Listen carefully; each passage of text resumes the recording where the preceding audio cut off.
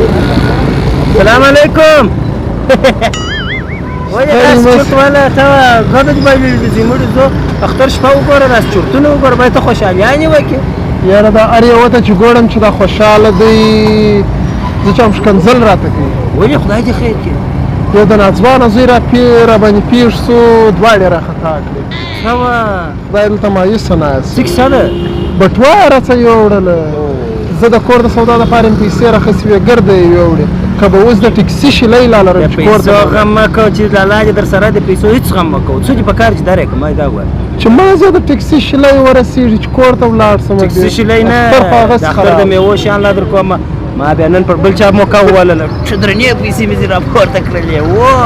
همداسې روانو شالو پالو کېده ته اول وار دې بازار ته راغلی پیچ یم سره سړی بابا د ده سره ډېر پیسې برابر ځینې وش کوله دې اوس مې ولس دا خو زما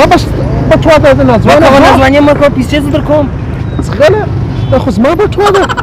دا ستا بیا چېرې سوه ما په شکاپور دروازه کښې ځینې غلا ښه ته اوس بیخي ناځوانه سړی په خدای پر یار باندې موقع وي